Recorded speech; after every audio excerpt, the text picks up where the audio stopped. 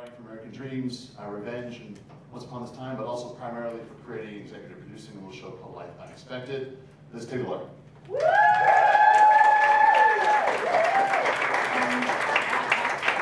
An actress you might know from. Oh, sorry. Did you tell Grace that you didn't very well? Where's my show? I can't shows. An actress you might know from Saved by the Bell, New Class, Guiding Light in One Tree Hill, Lindsey McKeon. The eponymous leader of Beth Sepko Casting, who does casting in and around the Austin area, including a little show you might know called Friday Night Lights. Beth Sepko.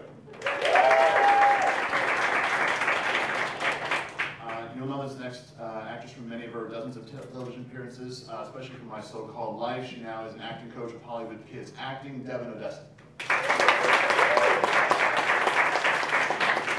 You were introduced to this actor as Kyle Valenti on Roswell. You might know him as Jack Porter now in Revenge. Any questions? And finally, a casting agent from China America, where she cast many of your favorite reality television shows, Kelsey Porter.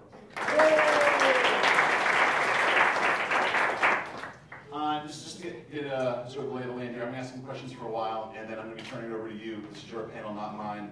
I only have like 3 or 4 questions, and the rest are about casting the Grumpy Cat movie. So we're going to need a lot of your support here, so just keep in mind that as we go through the panel.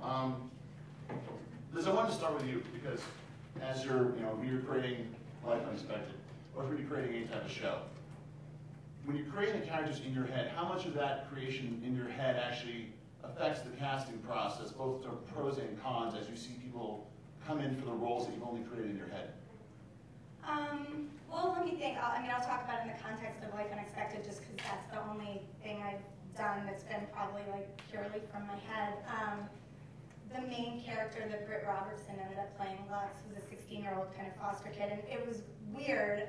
I mean, you don't think you're necessarily, we were just in the green room actually talking with Winnie Holzman, and we were talking about My So-Called Life and how I was her assistant, and when I worked for her, I realized how much of Winnie was in Angela, and how Angela basically was Winnie, and I had never really understood that before. So when I was writing Life Unexpected, I realized I was picturing Lux to be like blonde with blue eyes, and I'm like, I don't know, I just like really picture her that way, and finally Britt was like, I feel like you just cast like mini you.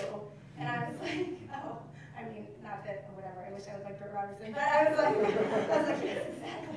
We're identical. Anyone can see it. But no, I did. I really pictured her, she was like, I kind of dress like you, and I kind of talk like you. I'm like, all right. So there is a part of, like, when a character feels so much like a part of you, I think you start to associate them with similar qualities, but then on the flip side, Sherry Appleby's character, I also pictured her, they were like, what do you picture? And when we were casting, and I was like, I don't know, someone with like blonde hair and blue eyes. And when Sherry came in, I was, first I was like, just didn't picture, I knew Sherry from Roswell, and she seemed so young and for the part, and I hadn't pictured her that way, and then we might watch her audition later, but as soon as she started saying the words, I was like, oh my God, I can't believe it, that's Kate, that's her right there. And she did this little thing in her audition, when as soon as she did it, I was like, oh, she's like, that's it, So I think you can have something in your mind, and someone comes in and all of a sudden they encapsulate it in a way that you just, you were picturing something else, and suddenly they just pop, and it's obvious, and you think like, how could I ever have pictured it differently, Part of what you're alluding to sort of is the craziness that is pilot season, and that's something that from the outside looking in seems absolutely insane, but when you're actually in it yourself, so maybe Nick and Lindsey, if you could share sort of some battle stories, if you will, from going through that particular process, year after year, or maybe right now you're not because you're on Revenge, but just sort of from your perspective, things that we might not know about the craziness that is pilot season. I'm not to screw you. Give you some time to think. Actually, the last few years, I've sort of been able to skate by not going through pilot unscripted season. This year I was in Panama filming a movie, and the last couple of years I was just taking some time off for me and out of the country. But while going through it, it's an absolutely insane process. The ups and downs are crazy. I mean, signing contracts for potential shows that you might be on and gearing yourself up and gearing yourself up and gearing yourself up and saying, no, you didn't get this one, but now you got to go for this one. No, you didn't get that one, but now you have to go for the next one. And still keeping that enthusiasm and not getting burned out and not getting shut down and still finding the joy in the art and the creation of it all is tricky, but that's what we're here for. Well, I mean, I don't have a whole lot to add to that, but I don't know. I mean, I've had between Roswell and this like 10 years of lean times. In some years, I think I got a guest spot a year. It's rough. If anyone asked me if I had any advice for their children, if they think about acting.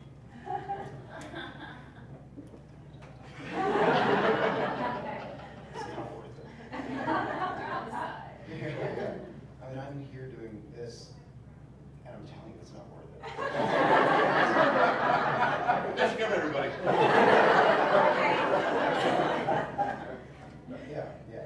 I just mean the 10 years of being told that you're kind of not good enough. Like it's hard to it's hard to manufacture self-confidence through it all, you know. So yeah, it's rough. So, kill yourselves. Maybe we take it from another, hopefully happier It gets better, man. From the casting perspective, from the coaching perspective, you know, how are you guys approaching these pilot seasons? How do you, prepare your students there, and also how are you finding that sort of, the cast that has to fill out, these shows, the sheer number of pilots that are turned over that we never even see. How do you go about that process? Well, I'm a location casting director, so everything I do is here. So, we sort of sit and wait for a pilot to come here. And then, like this year, we had ABC brought Killer Women here. We shot the pilot. They were raving about the cast, and then they picked it up and took it to New Mexico. I'm like, okay. They loved my Texas actors, but then they took, and potential series regulars. That now the question is, will they bring these Texas actors as series regulars over to New Mexico?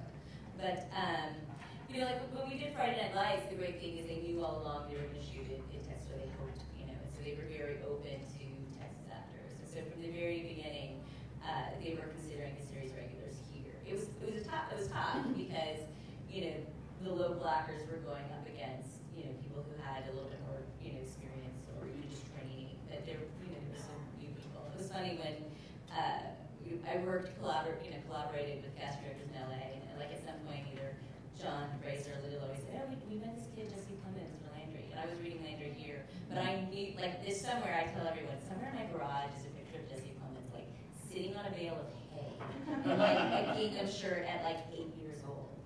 He was with performance talent in San Saba, and so I was like, oh well, Jesse's great, and I'm done looking because I can't get any better than that. So there's definitely a collaboration. I'm excited because you're sitting here saying you need to quit, don't do it, and I'm thinking I'm the one who tells you, I'm sorry you didn't get it. I'm gonna have to go straight to my car, get out of here or something. I would have been. But now, but it's intimidating on my. It's the same thing for me. I mean, we're really busy this year. We did Killer Women. We don't know yet. Flying Game is coming back. I do the Dallas series up in Dallas, and now they're bringing Revolution here, so we start that July 5th. And so I was telling Kelsey earlier, casting Revolution intimidates the hell out of me because it's tough guys wielding swords and the rebels or militia, and I was like, man, I love Austin, but a lot of our guys are kind of pussies. So I'm used to doing that now.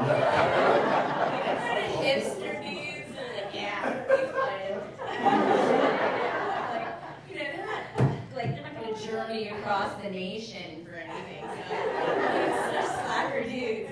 So I'm so stressed about finding the guys that are sticking with it. That'd be tough for me. So, there you go.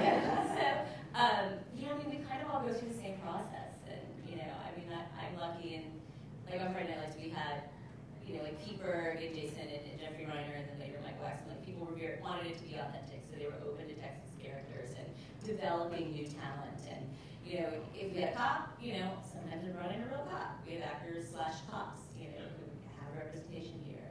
And if there was a reporter, you know, I have a reporter. You know, just like they brought in, you know, ESPN cameras to shoot the football games. We like it to be very authentic. So I've always tried to do that anyway.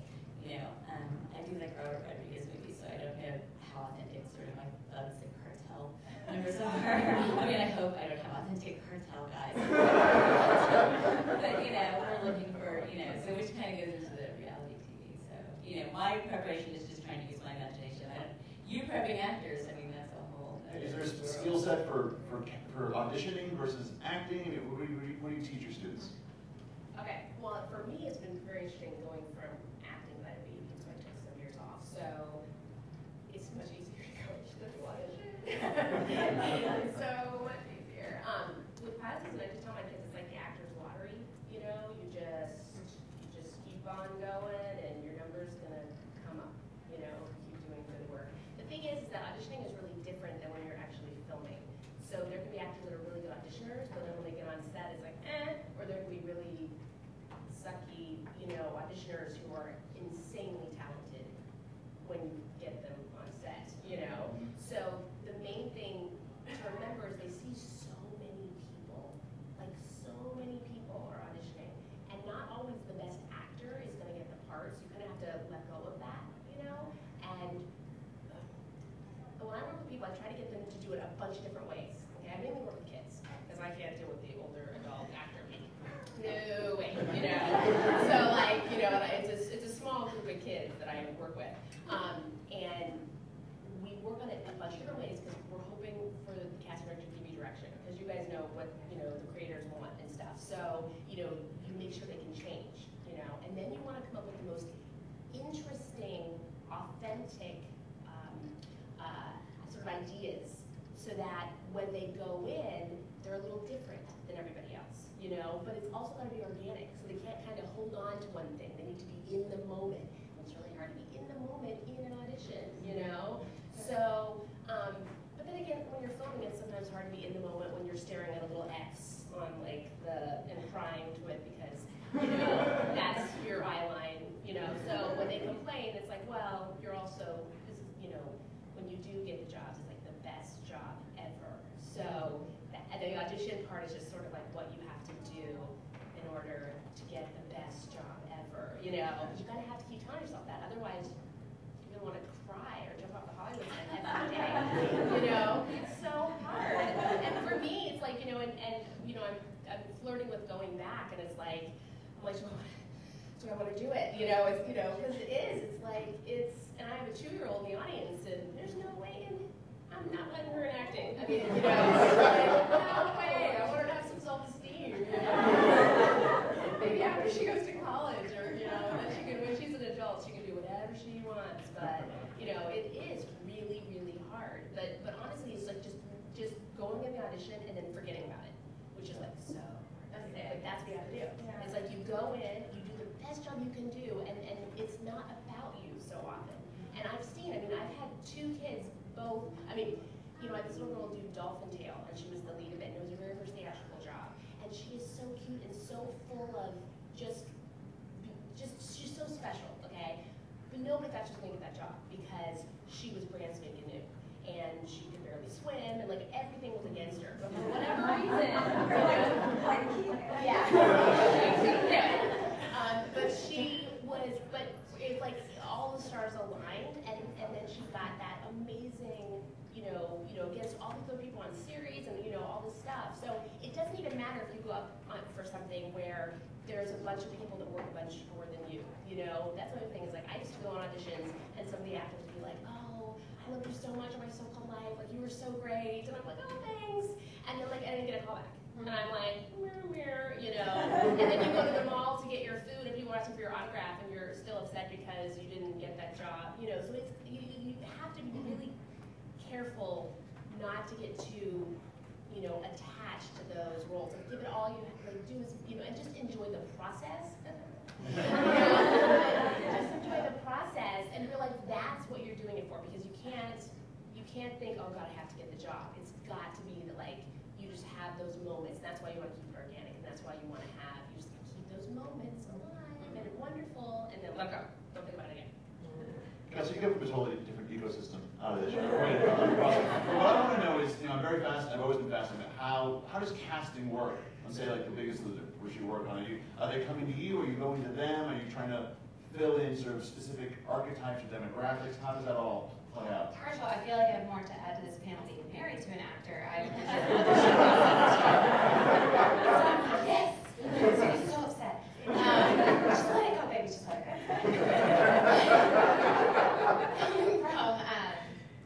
That's probably the number one question I get is, what do you do in reality casting? It's completely different than scripted. And yeah, we have people that apply. Of course, Biggest Loser, we have thousands upon thousands upon thousands of people that apply.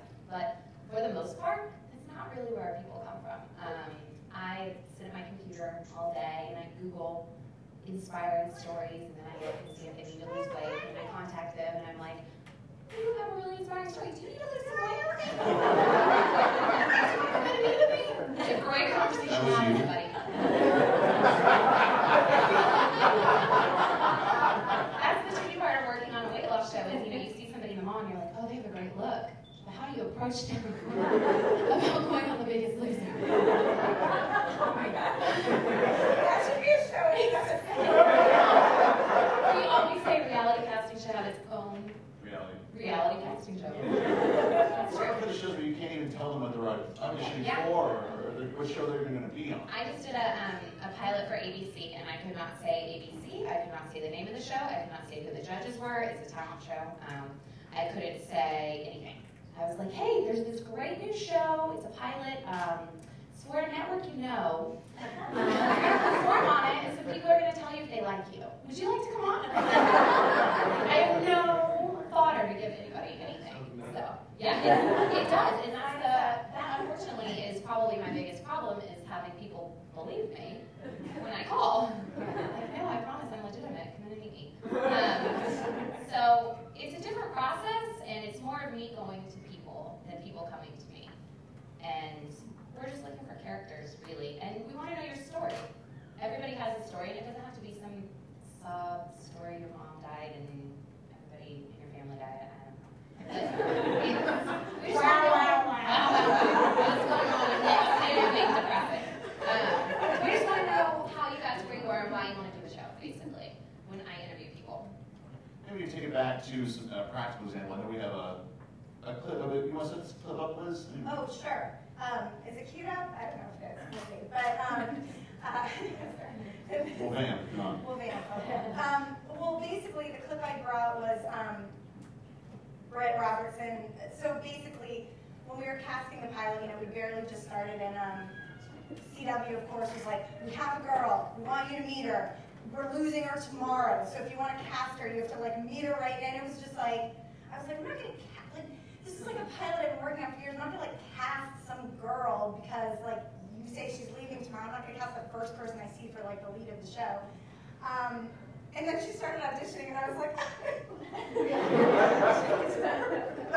like giant boobs, and she had these little legs. And she, like, came in, and she got lost, and she was flustered, and she, like, walked into the room, and I was like, you know, actors, it's very impressive, sorry, that they, you know, they know how to, like, work the, I don't know, when they know how to work the room, like, they got you, you know, and you're just like, yeah. And she did everything right, and so this was her very first audition, and then Sherry's first audition, and it kind of blends into the first scene that they ever shot together on our first day of shooting the pilot, so that's what I brought, just as an example of two people that did a really good job. This is not it. This is not it. I'm just going to watch a little. Go back. You have to go back a little more to, I think, I don't know. Where are you going? Sorry. This is a tape that I use as a teaching keep going, but just do it this way. That's good. This is right direction. That's it. And this. There. Okay. Don't have to watch it. The CW presents This happened. a story. They said it and then they ripped it right off. How they do it.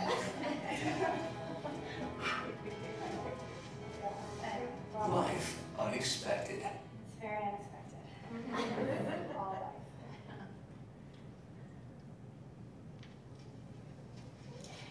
Okay, listen, Nick, Betty, whatever you go by, I don't want to be here as much as you don't want to have me here, but my emancipation hearing is the day after tomorrow. If I don't get these signatures, both signatures, then I'm going to have to spend another 3 years being bounced around crappy foster care with scope-drinking moms and creep dads that try to hit on me, which, to be blunt, blows.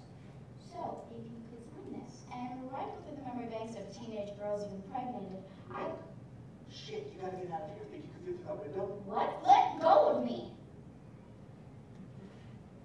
That was Brett. Here's Sherry. Hi, I'm Sherry Appleby. That's Sherry. This is all your fault. This is my fault. If you hadn't jumped up, if you just let me co-sign it. Do you really want to go there?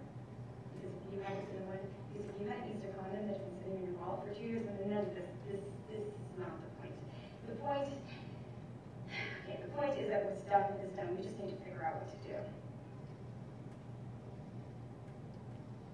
Because in the living situation, it's not simple. Doesn't it just make more sense for Lex to just crash at your place? It took me 2 months to convince the guys we should get a new IKEA futon. A 15-year-old's probably going to take a little more arm twisting. Almost 16. You are unbelievable. I don't even know why you'd be surprised. I mean, this is what you do, right? Right? You just stand in front of the judge and you have this really good guy, but when it comes down to really doing something, what do? You just pawn it off on someone else. I'm sorry, which one of us has been helping Lex? I'm sorry, which one of us wouldn't even admit she existed? I'm sorry, which one of us would deny that we even slept together? God, Kate, what do you want me to do? Propose? Marry you? You know, last time I saw you, you didn't exactly want Yeah, I did want a lot of things when I was 17. I did not want to dress out for gym. I did not want to take calculus. I did not want to have a thing for some meathead quarterback.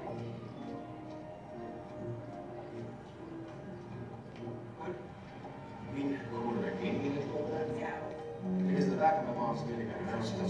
Yes, it wasn't food. I was just a sucker, for handling and multiple cup holders. Yeah. This is what you do. You upset me. God, it was high school. Get over it. I am, and I'm still in it. What? He let you down like you've never let anyone down before? Did you ever even consider keeping me?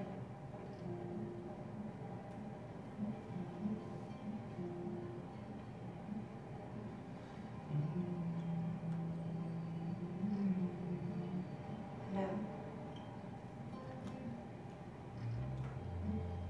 Never get to choose. Seriously? I'm going back to foster care. You can't be parents. You won't need parents. You know they're gonna. Oh my God, very much. Well, just let me go, okay? You did it once. It shouldn't be that hard to do it again. One foot in the grave. Alright, that's good. One foot in the So that was them, and yeah, that was it. It was great. One thing about looking at the audition tapes that one thing I want to ask all of you before we open up for questions here is that the increased understanding of the casting process, the way that everything is, we used to be a very insider game. Now it's sort of common knowledge of how many people show up today. Everyone's reading, Deadline, Hollywood Reporter. They're like, there are also people who are sort of, tweeting about stuff both on a personal level and from people who are advocating for others. So has the ability to, audition for shows and cast shows changed because of the increasing use of social media? Is that something that's ever been, is there more pressure on knowing about, people understand how the process is and they're weighing in as it's actually happening? Well, you're always on tape now. I mean, I remember when I started a long time ago, it was like a big deal to be put on tape. Like I'm cold. So, and I mean, like when I was like 17, it was like, oh, well, for your final audition, you're gonna put on tape. It was like, oh, okay, what are you put on tape? And now, like, you never go on audition and you're not put on tape. It's a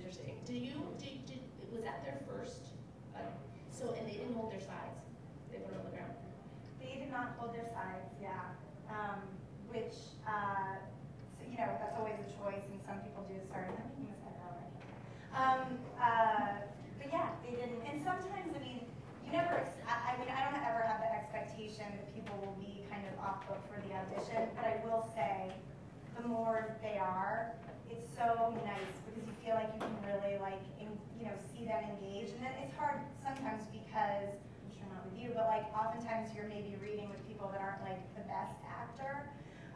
So you're not always getting that much. That was something I noticed. You had a really good reader. Who was Yeah, like right there with her. Yeah.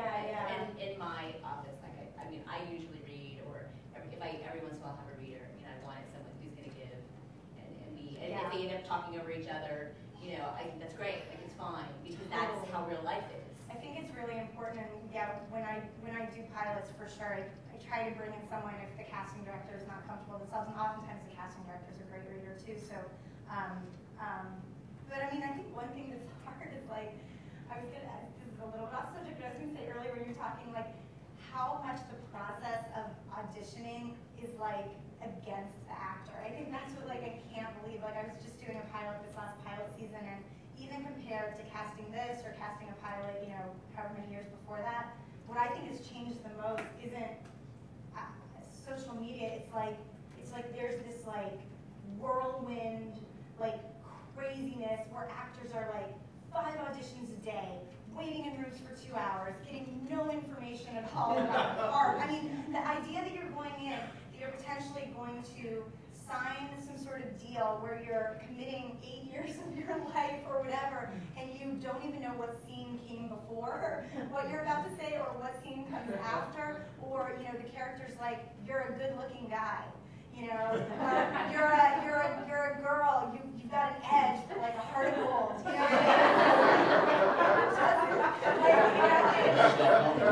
Right, exactly. Yeah, but it's like, I mean, it's just, I don't know. It's like I feel like there's a thing where like people don't want to give the actor any information, and then they're like, come in, get no information, wait a really long time, do it really fast, then get in your car and race somewhere else and do it even faster. And it's just like, it's not conducive to like working with people, and I think that's one of the biggest frustrations is like, people put time into it, presumably, and you want to give them the time when they come in, and you want to really work with somebody, because yeah, what somebody does with no direction, it's not all they can do, and it's a choice, Is there any sense that the way that shows are cast right now can ever change, or is it so entrenched that this is the way you have to do it? If you think of any other way to go around, it does seem like it's stacked almost against everybody, not just the actor or the privilege for that, but studios are throwing tons of money out.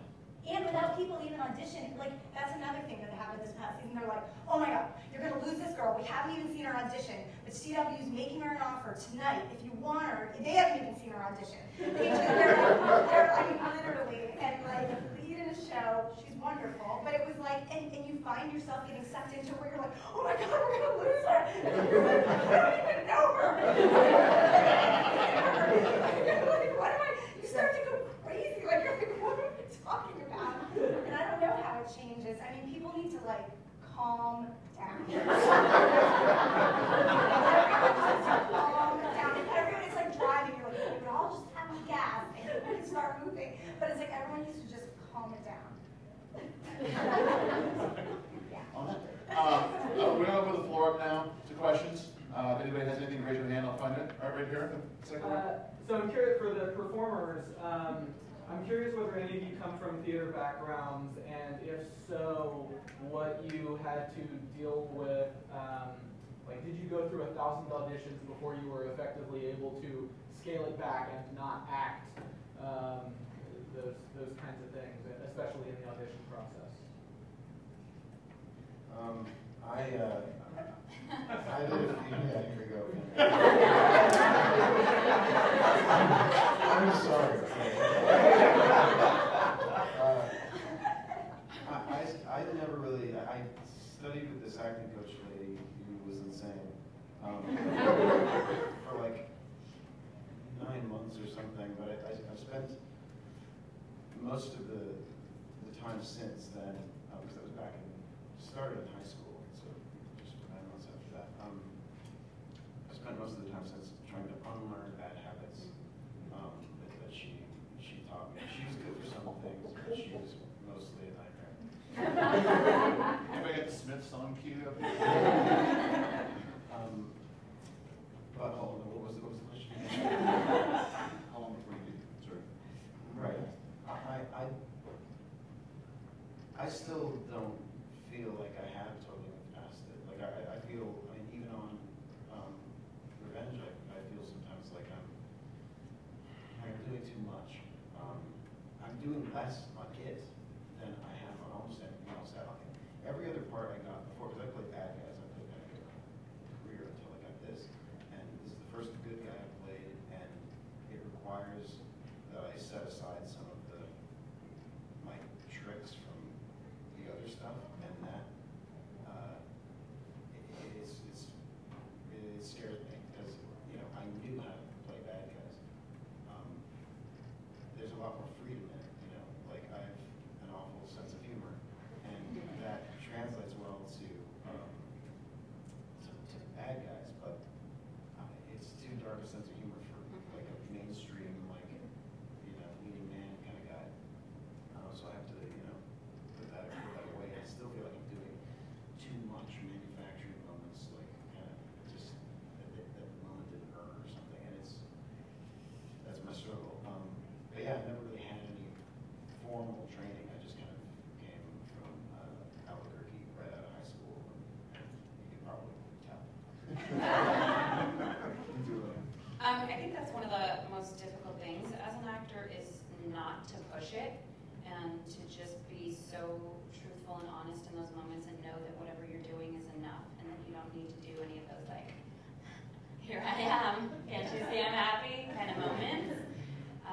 And you really have to trust yourself. You have to trust that you have enough going on underneath all of that, that what you have to offer is enough in that moment. I didn't have any training, any theater training. That was never my sort of interest, but I did grow up on, being a child star on TV shows, which has a lot of that little like kitschy Saturday morning stuff. And so I have done a lot of work to sort of find deeper levels in me and throw a lot of that away and just trust the moments. And it's taken 6 good years of my life to do that, where I'm in a place now that I watch what I'm doing and I'm sort of in awe, like, good for you. You did the work and you trust yourself. And it's amazing. And it's always a work in progress, but I'm grateful for the work I've put in.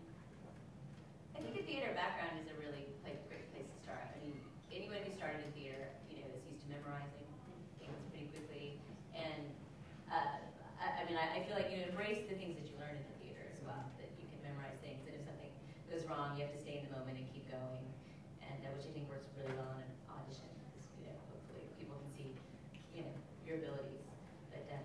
But I also think, I think here in a local casting situation where actors are so afraid to do too much, and they bring it down to it's the most boring, uninteresting thing ever. And it was like everyone was talking about, like trying to do something slightly different or something without going crazy. Like I had people go, "I've decided this character has a stutter." No. I guess I'll work for you, but not in a good way. And I swear, I just did that for Mike Judge, and he didn't think it's funny. He thinks it's funny, but that wasn't funny.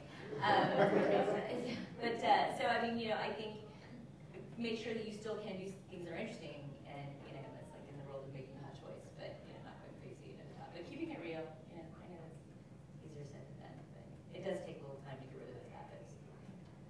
Is there a question in the back? Yeah, since we were talking about training, I guess if you were looking at a resume and you were seeing training sections, and where would you weight trainings for television and auditions versus improv?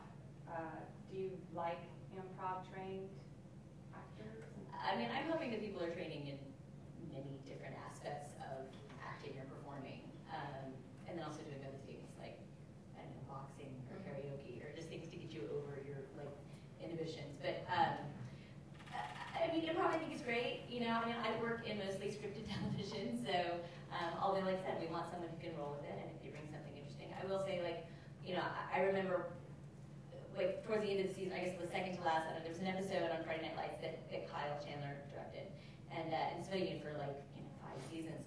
I was always reading opposite actors, so I was always reading Kyle's lines or Connie's lines. Later, suddenly, like, he's sitting next to me. And, like, one season, like, Zach Gilbert shadowed the directors. I was like, God, I'm going to do Zach in front of Zach. Or I'm going to do Saracen in front of Zach. And it was one where he gets held up, and so I'm doing this thing. He's behind the counter, and, like, I'm doing Saracen for Zach Gilbert, which is fun. But, you know, I think all of those things are tools that you can utilize. You know, like I said, in Friday Night Lights, like I said, we would look at a script and you could tell Kyle or Connie would go, I wouldn't say it this way, and they would change the words to the way they would say it. And so hopefully there's, you know, but that may be something the writer doesn't necessarily want you to do, but it just depends. But, you know, but I do look at training. I mean, I want to know, if I see a resume that doesn't have a whole lot, especially here, you know, there isn't a lot of television here. So, you know, I love when someone does have television experience, and I'm always excited and want to audition them. But if someone doesn't, then I'm looking at the training to see what they've done. And then I look at theater and see, not just like that they've done theater, but like what kinds of roles, you know, it's like nonsense, or is it all my sons, or is it, you know, like, you know, what kind of stuff they're doing if they have an niche in comedy or drama, or, you know. So I really study resumes. It's funny, when someone walks in and they have a headshot and not a resume, I'm like, I would really rather have your resume than not a headshot. So there's so much information there. Do you have anything to add in the world of training? You know, it's, to me, it's that you want to honor the writing. Like, even you want to honor the punctuation. Do you know what I mean? A lot of times, especially if it's something really well written, it's like they give you the beats. You know, it's all there, so you don't have to really do that much. You know, again, it's like you do want to be a little different and make interesting choices, but it has to make sense. You know, like the stutter thing is like, that's weird. You know, you know, it's like, but you know, and then you can't hold on to staff. And I think sometimes, because I'll have kids that come in to coach me and they're like, they've done Emmy. So they say every line like this. And I was like, but you know, and it's just like, slow down. And you just have to think about stuff, you know? You just have to think about it. It's all about thought. Just think about what you're saying and honor the writing, you know, and honor the punctuation and slow down. Everything goes really, really fast. And listen. And listen. Have thoughts. Listen. Kelsey, you're at an instance where you've got somebody who's trying to shoot one of your shows, and you realize they're kind of trying to like go around the long way from the process we've been talking about here, where they're trying to use the show as a platform to launch their own career. Do you have a way to sort of sniff that stuff out? Do you ever read about that? Or? Kind of, yeah. We definitely have people that want to launch their career on reality television. But news flash doesn't really launch your career. Well, if you want to be a serious actor, I mean, it's really hard to transition from reality to actually acting. That doesn't happen often. What we're looking at, authenticity is the biggest thing that I look for. And if somebody's not being authentic with me, I'm not going to know what their true reactions are going to be when put in these crazy situations that we put people in. So if you're not going to be authentic in a room with me in an interview, you're not going to get on the show. Any other question? Right here in the front. If it's possible to quantify it, how much more weight do casting directors give to an in-person audition versus tape auditions, which are more frequent now, especially looking at Boston? I hate taped auditions. I mean, I know we have to do that, and I'm always hoping that a taped audition is like opening a door. I mean, we have done things like when we came. I remember which season, like the third season, when we brought in Dora and Madison Burge to play Becky. Sorry, it's gone. But you know, we taped her first, but then she did have to go to LA, you know, and read again and test, and you know, then read with Taylor the next day. And there is more and more taped auditions. But like for instance, I'm doing a thing right now for ABC that that I had people send in tapes that couldn't make it to my session, and then the tapes they totally missed something in the writing and read it completely wrong, and you know, so I would be like, well, send me another tape. Okay, now send me another tape. And so you know, unfortunately, like you said, everything is taped now. If there's any way you can go, any way you can get there, you know, you really want to try and do that. You know. I will say, I think when I know I've had the experience, especially recently, of taped auditions, and like for me, when somebody is so clearly great, I think think it can pop on a tape, you know? For sure, like there have been people that I wanted to test off tapes because that was the option that we had. And of course, it's like, you're gonna lose her any second, so you're like, oh, the tape's great! You know, but it's like, oh my God. Anyway, but I think it's just, yeah, it's like you can't be in the room, you can't work with them, you can't give, it's just completely one-sided. So I think that's what the hardest thing is, and a lot of people are gonna, you know, want that feedback and work. And I think so much of also casting someone is knowing, like, can you work with them? Like, can they take notes? Do you have a good dialogue? Because, you know, you guys are gonna be stuck with each other for however many seasons if you're lucky. So, Well, you mentioned Britt coming in and being lost and just sort of getting an idea of her personality as a human being. Like, that's the thing, is I don't want to see like this perfectly edited, brilliant tape that could have been take 85 for all I know. And, you know, when you get to meet the personality of the person, like she, you know, was saying earlier, like sometimes it's a bad audition, but you know the person and you know they're authentic and you know they've done good work or can do good work. You know? It's probably like what you're saying. You just get such a vibe in a room that you wouldn't get otherwise. That it gives you more than just a performance, you know. I'll say this too. I for the revenge audition, I think I auditioned 3 times. My second audition was, I think they were both on tape, but my second one was, they felt strongly enough about it that they could use it. Because some thing happened and I wasn't able to make it to the like screen test. I was out of town. And I flew out the next day despite this tragedy to be in the room.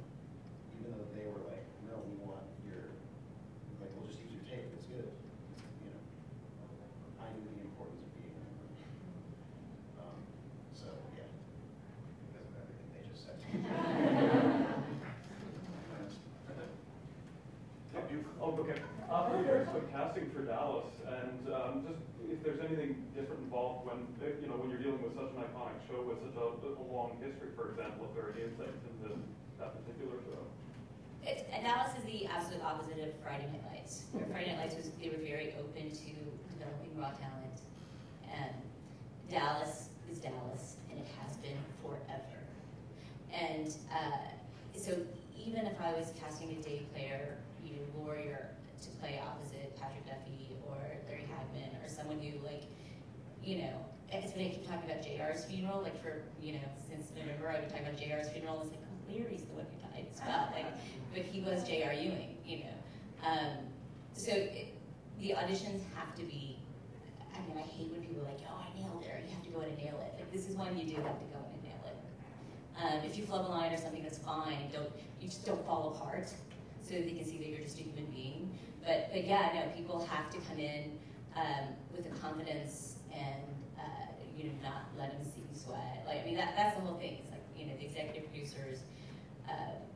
It's funny because this is one where the network doesn't have to prove. They're like, whatever they say.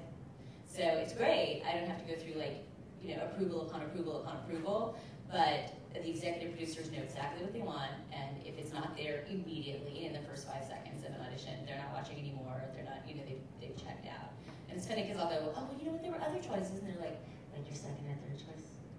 And I'm like, yeah. And they're like, yeah. Second, and so I'm like, we'll start all over.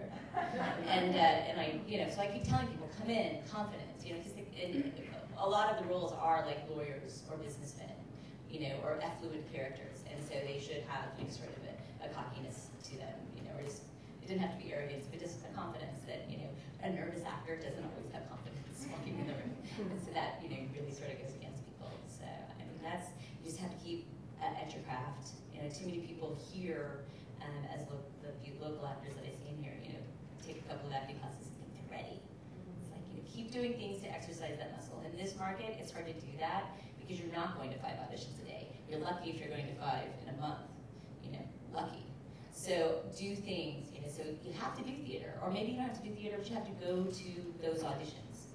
And, you know, people say, I'm not going to do any more student films at UT. Well, go to the auditions. And you'll say, well, no, I don't want to audition because they don't know how to direct actors. Well, there's a lot of directors out there that know.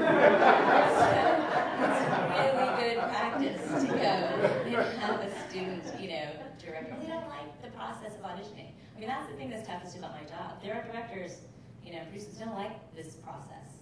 But unfortunately, we have to put these actors through it. And so we have to find a way. I want to make it as comfortable and easy as possible. I already have a job. I want you to get the job. I want you to be good. So I want to give you whatever tools. But figure out a way. It's just like going to the gym to work out. Figure out a way to audition. If you can't afford to train all the time, then find places to audition.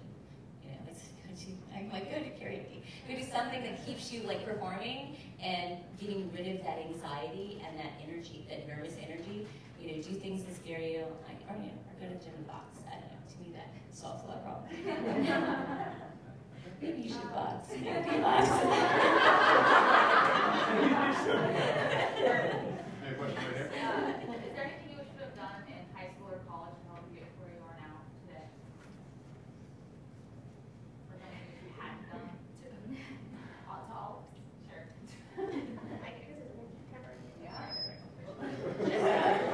Just life experience. A lot of people in LA, when the kids go to the homeschool, and it makes me so sad. I'm like, and a lot of things I tell my kids to do is travel. Since they hit 18, it's like, go travel. Go live your life. Don't put your life on hold. Because that's so often, and now I look back and I'm like, what was I thinking? So just do stuff like go to that dance and head up that pep rally or whatever. You know what I mean? Make that club. Go on that field trip. Just live your life, because every life experience is going to help you as an actor. What's that saying?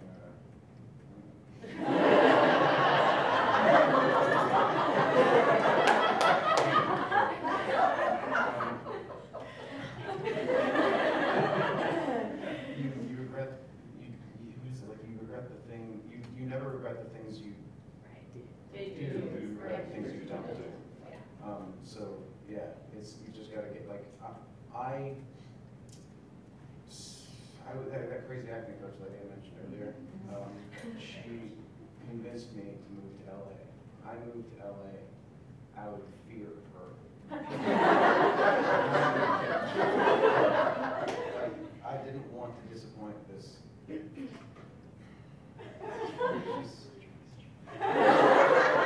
didn't want to disappoint her, and because I knew she ruled with fear, and I was terrified.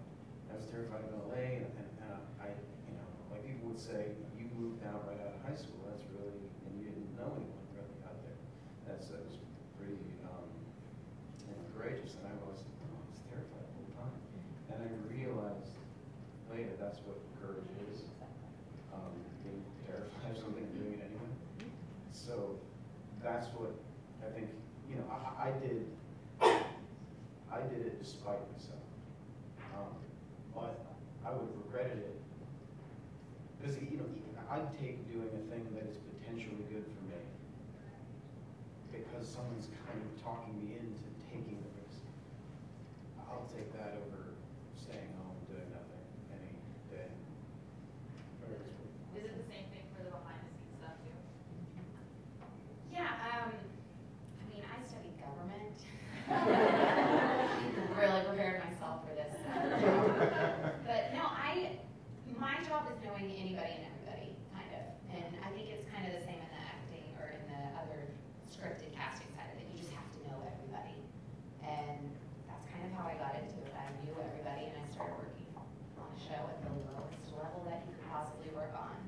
And you just work your way up over that. So working behind the scenes is hard work. We put in long hours. So do that. So hard work and knowing everybody on my end. Unfortunately, it's all the time we have for this panel. Thank you so much for coming. And